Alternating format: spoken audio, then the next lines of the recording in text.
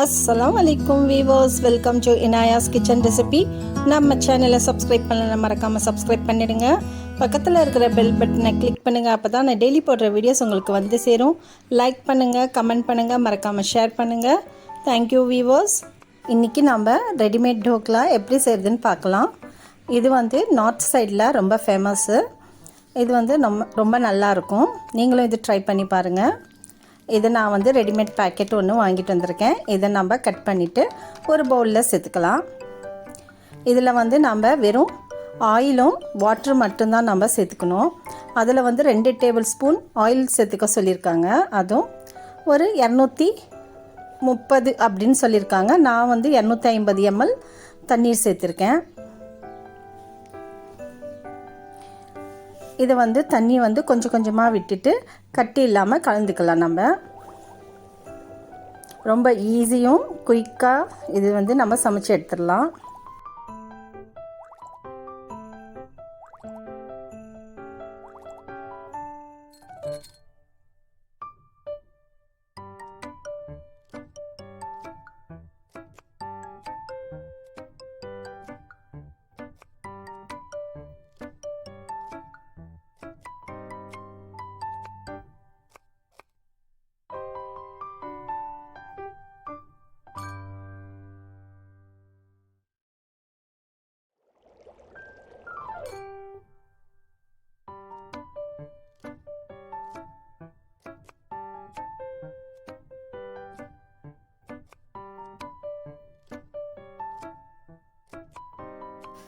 பாருங்கள், இந்த பதத்துக்கு நீங்கள் எல்லாத்தையும் நல்லா மிக்ஸ் பண்ணி விட்டுக்கோங்க.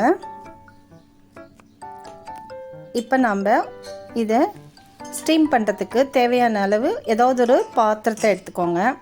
அதில் கொஞ்சம் எண்ணெய் தடவிட்டு இப்போ நம்ம கலந்து வச்ச இந்த மாவை இதில் சேர்த்துக்கலாம். இதில் பாதி அளவு போட்டால் அது நல்லா உப்பி வரும்.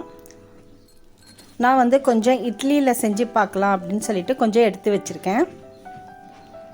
இட்லி பாத்திரத்தில் இட்லி மாதிரி போட்டு பார்க்கலான்னு கொஞ்சம் எடுத்து வச்சுருக்கேன்.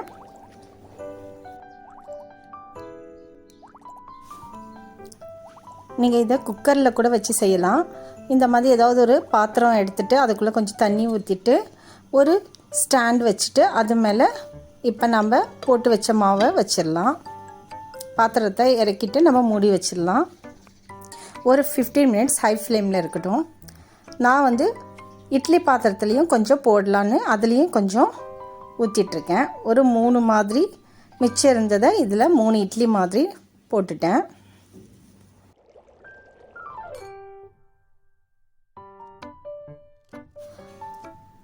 இதையும் மூடி வச்சுட்டு ஒரு 15 நிமிஷம் விட்டுடலாம்.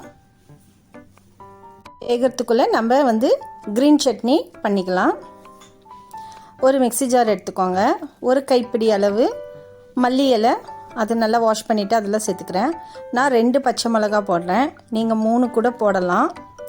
சின்ன துண்டு இஞ்சி, ஒரு 5 இலை வந்து புதினா இலை போட்டிருக்கேன். ஜீரகப்பொடி 1 டீஸ்பூன் போட்டிருக்கேன். நீங்கள் முழு ஜீரா கூட போடலாம். சால்ட்டு உங்களுக்கு தேவையான அளவு சேர்த்துக்கோங்க. சர்க்கரை வந்து ஒரு 1/2 டீஸ்பூன் சர்க்கரையும் இதில் நம்ம சேர்த்துக்கலாம். இப்போ கொஞ்சம் தண்ணி விட்டுட்டு நல்லா பேஸ்டாட்டும் நல்லா அரைச்சி எடுத்துக்கலாம்.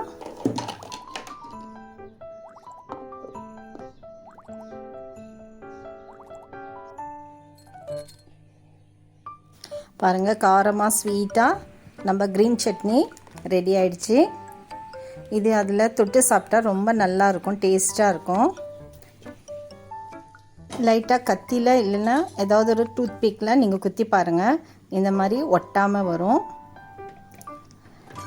நம்ம இப்போ இதை எடுத்துடலாம்.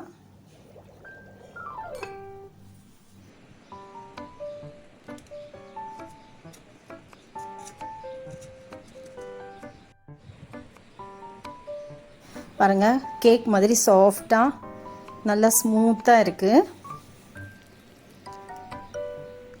நம்ம இட்லியில் போட்டது வந்து கொஞ்சம் ஹார்டாக இருக்குது, அது சாஃப்டாக இல்லை. இது கொஞ்சம் ஹார்டாக இருக்குது. இந்த மாதிரி ரவுண்டு பாத்திரத்துலேயே நீங்கள் வச்சு செய்யுங்க. ரொம்ப நல்லா ஸ்மூத்தாக டேஸ்டியாக இருக்கும். இது வந்து தாளித்து அது மேலே கொட்டுறதுக்கு நான் ஒரு 3 டேபிள் ஸ்பூன் ஆயில் போட்டிருக்கேன். சூடானதுக்கப்புறம் 1 டீஸ்பூன் கடுகு சேர்த்துருக்கேன். ஜீரகம் 1 டீஸ்பூன் சேர்த்துருக்கேன். வெள்ளை எள்ளு 1 டீஸ்பூன் சேர்த்துருக்கேன். என்கிட்ட கருப்பு எள்ளு இல்லை, அதனால் வெள்ளை எள்ளு போட்டிருக்கேன். பச்சை மிளகா ஒரு 3 பச்சை மிளகா கட் பண்ணி போட்டிருக்கேன். கொஞ்சம் கருவேப்பிலை, கொஞ்சமாக தண்ணி ஊற்றிக்கோங்க. ஒரு 1/4 டம்ளர் மாதிரி தண்ணி ஊற்றிக்கோங்க. இந்த தண்ணிக்கு தேவையான அளவு சால்ட் சேர்த்துக்கோங்க. லெமன் ஜூஸ் வந்து 1 டேபிள் ஸ்பூன் சேர்த்துருக்கேன். ஒரு 2 நிமிஷம் கொதிக்கட்டும். இப்போ நம்ம இதை ஆஃப் பண்ணிடலாம்.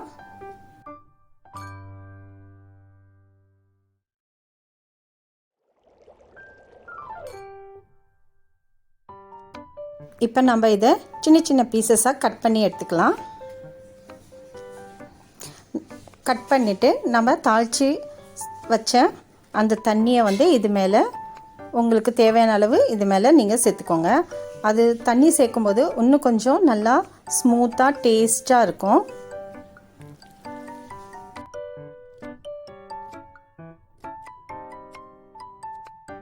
இது மேலே கார்னிஷ்க்கு மல்லி இலை கொஞ்சம் கட் பண்ணிவிட்டு சேர்த்துக்கலாம்.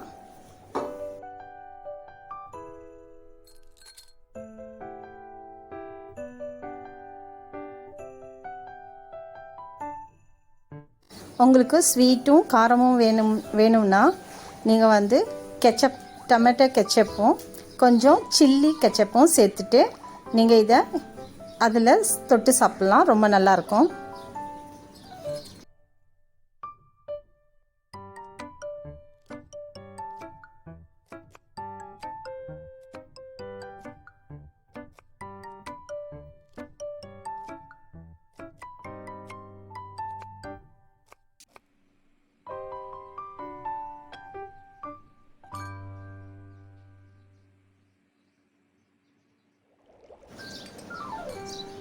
பாருங்கள், நம்ம டோக்லா ரெடி ஆயிடுச்சு. நீங்களும் இது செஞ்சு பார்த்துட்டு உங்கள் கமெண்ட்ஸ் அனுப்புங்க. Thank you viewers.